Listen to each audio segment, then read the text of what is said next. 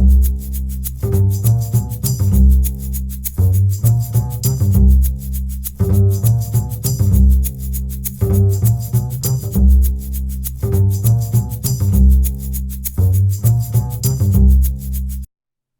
and welcome back to Things They Forgot to Teach You in Business School. I'm your host, Scott Rosen, Advisory Board Member for SRCC and Para GmbH. And before we start, we just wanted to offer a tremendous thank you to everyone that's been liking and sharing us on LinkedIn and here on YouTube. We're very grateful for your support and hope that our tips have been helping you make better presentations. Also, if this is your first time joining us, please allow me to personally welcome you to our channel. Thank you for taking the time to watch and learn how to become a better presenter.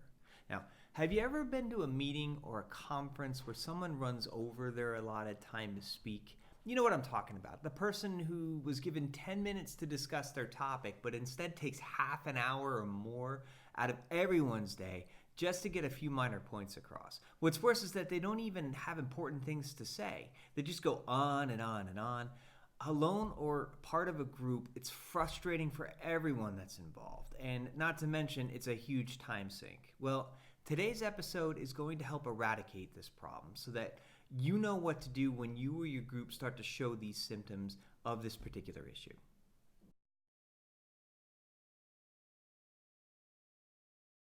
You familiar with the term Occam's razor? The simplest solution is usually the correct one. Set an alarm or a timer before you start to speak. I know this sounds ridiculous, but most people forget that their phones and electronic devices have these on them. All you have to do is to remember to start it running before you begin. The audience isn't going to care if they hear the alarm, and I promise it's not going to disturb your flow. In fact, if you're in a group, you can even have someone else on your team do it for you. This way, when the alarm does sound, the focus isn't on you, it's on them.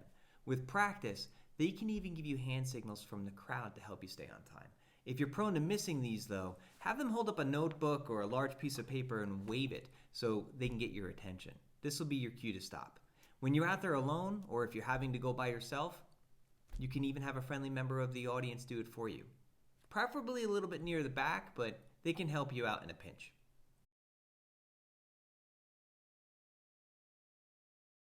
Many presenters make the mistake of trying to fit all of their information into a short time frame. What winds up happening is they either end up running way over their speaking slot or end up speed talking in an effort to fit everything in. Either way, the audience loses, and you can come away looking very unprofessional. All of this can be fixed before it happens just by rehearsing properly. When you go in knowing how much time you have to speak, make sure you're practicing with at least 3 successful trial runs before you get there. Time each one and then average the results. It seems pretty obvious, but this will give you a proper estimate for how much time you actually need.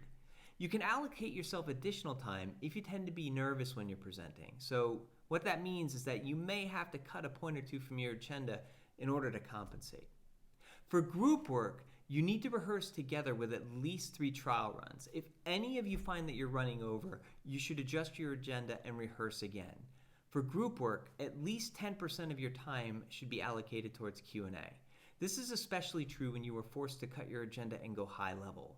Doing so allows you time to go a bit further into the specific points that were unclear to the audience at the high level and helps keep your discussion to the topics which they care more about. Oh, and one last piece of advice. If the information wasn't included in the rehearsal, don't make it part of the actual presentation. All too often, many of us have that Columbo moment. You know the one I'm talking about, the, oh yeah, one more thing. It's the urge to keep going down an avenue in order to get one more point across. When that happens, do yourself, your group, and your audience a favor. Save it for the Q&A. Every group seems to have that one member who, no matter how many times you rehearse your presentation, they always go over time. They miss the signals to stop talking and just keep on going like a juggernaut, completely oblivious to their surroundings. When you find your group in this situation, a glass of water is actually all that you need to get things back on track.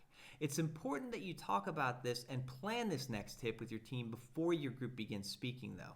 Have the person who is next in the speaking order bring it directly up to them and place it on the table or podium that they're standing near. This will disrupt their concentration and should give you enough time to chime in and assimilate the conversation. It's important that you do this before or as they start making tangents to your agenda, though. Any points that they may have missed should be brought up directly into the Q&A. Also, don't let it affect your own points that you're responsible for. It's now your job to get everyone back on schedule and keep it there. If you're late to start your presentation, for whatever the reason, you may need to cut slides from your deck. This can mean that someone may not get to speak. It's perfectly fine to do, but the question remains, who gets cut? Easiest answer, it's the number 2 slot. Use this when your group is new to working together, and it can save a whole lot of arguments. Your audience will remember most of what you say at the beginning and at the end. Strong start, strong finish. They're going to remember a little bit of what you say in the middle. Any points that the people who get cut had can be breezed over if necessary, but should optimally be addressed in the Q&A. Discuss this with your group beforehand so you don't create a difficult scenario. And if it's your job to cover this task, all you have to do is click past their slides until you get to yours. If you're the one that's actually getting cut, take it as a grain of salt and remain supportive of your group. Stand with them. Remain united. You'll all get your chance during the Q&A. It's that simple and easy.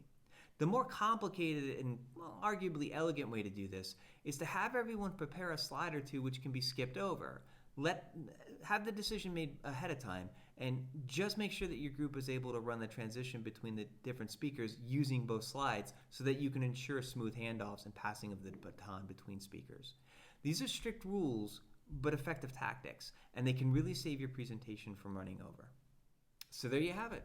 Did any of these scenarios sound remotely familiar? Running a group presentation merits its own video in and of itself, and we'll do our best to tackle it down the line. But for now, though, try testing these tips out when you start to find yourself in similar situations so that you don't get trapped and run way over. It may take a few tries, but with a little bit of practice, you can have you and your team keeping to your time. Give it a go. That's it for us today. Thanks again for tuning in. Help us out by giving us a like if you found the tips useful, and please don't forget to subscribe to our channel for more videos on how to make a better presentation. Every share helps, so jam that button and spread the word. We appreciate the assistance. Thank you very much for your support. If you have specific questions or ideas, feel free to let us know by email. Best of luck with your next project, and as always, we'll see you next time.